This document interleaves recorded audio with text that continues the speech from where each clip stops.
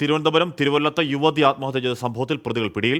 തിരുവനന്തപുരം കണ്ടളയിൽ നിന്നാണ് ഒളിവിൽ കഴിഞ്ഞിരുന്ന പ്രതികളെ പിടികൂടിയത്. മരിച്ച ഷഹാനയുടെ ഭർത്താവ് നൌഫൽ, ഇയാളുടെ മാതാപിതാക്കൾ എന്നിവരെയാണ് പോലീസ് അറസ്റ്റ് ചെയ്തത്. വിവരങ്ങളുമായി AV ജയശങ്കർ ചേർന്നു. ജയശങ്കർ, അവർ പ്രതിഷേധമായൊക്കെ രംഗത്ത് വരുന്ന സാഹചര്യം ഉണ്ടായിരുന്നു. മാത്രമല്ല പ്രതികൾ പിടിയിലാവത്തിൽ വലിയ പ്രതിഷേധം ഉയരുന്ന പശ്ചാത്തലമുണ്ടായിരുന്നു. ഇവർ എവിടെ നിന്നാണ് പിടിയിലായത്? കൃത്യമായി ഒളിവിൽ കഴിയുക തന്നെയായിരുന്നോ പ്രതികൾ? ജയശങ്കർ.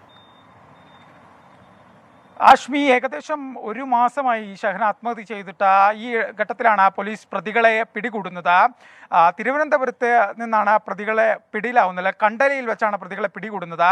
പോലീസ് പറയുന്നതനുസരിച്ച് പ്രതികൾ വിജയവാഡയിലും ബാംഗ്ലൂരിലും തമിഴ്നാട്ടിലും ഉൾപ്പെടെയുള്ള പ്രദേശങ്ങളിൽ ഒളിവിൽ താമസിച്ചു. കഴിഞ്ഞ കുറേ ആഴ്ചകളായി പോലീസ് പ്രതികൾക്കായി കേരളത്തിന് പുറത്തുൾപ്പെടെ വിശദമായ പരിശോധനകൾ നടത്തി. പ്രതികൾ ഫോൺ ഉപയോഗിക്കാത്ത പോലീസിനെ സംബന്ധിച്ച് വലിയ വെല്ലുവിളിയായിരുന്നു. വഴികളിൽ കാണുന്ന കച്ചവടക്കാരുടെയും കടകളിലും മറ്റും ഫോൺ ഉപയോഗിച്ചാണ് ഇവർ നാട്ടിലേക്ക് വിളിച്ചിരുന്നത്. ഇതിൻ്റെ വിവരങ്ങൾ ശേഖരിച്ചായിരുന്നു തിരുവല്ലം പോലീസിൻ്റെ പ്രത്യേക സംഘം, SHOയുടെ നേതൃത്വത്തിലുള്ള സംഘം ഇവർക്കായി അന്വേഷണം നടത്തിയിരുന്നത്. നിലവിൽ പോലീസിൻ്റെ രഹസ്യ വിവരത്തിൻ്റെ അടിസ്ഥാനത്തിലാണ് ഇവരെ നിലവിൽ കസ്റ്റഡിയിൽ അറസ്റ്റ് രേഖപ്പെടുത്തിയിരിക്കുന്നത്. തിരുവനന്തപുരം കണ്ടലയിൽ നിന്നാണ് പ്രതികളെ തിരുവല്ലം SHOയുടെ നേതൃത്വത്തിലുള്ള സംഘം അറസ്റ്റ് ചെയ്തിരിക്കുന്നത്. ഇവരുടെ അറസ്റ്റ് അല്പസമയം മുമ്പാണ് രേഖപ്പെടുത്തിയിരിക്കുന്നത്. എന്തായാലും കേരള പോലീസിനെ സംബന്ധിച്ച് വലിയ വിമർശനങ്ങളായിരുന്നു പ്രതികളെ അറസ്റ്റ് ചെയ്യുന്നില്ല എന്ന് സംബന്ധിച്ച് ഉയർന്നത്. എന്തായാലും ഇതിനൊരു പരിഹാരമായിരിക്കുന്നു.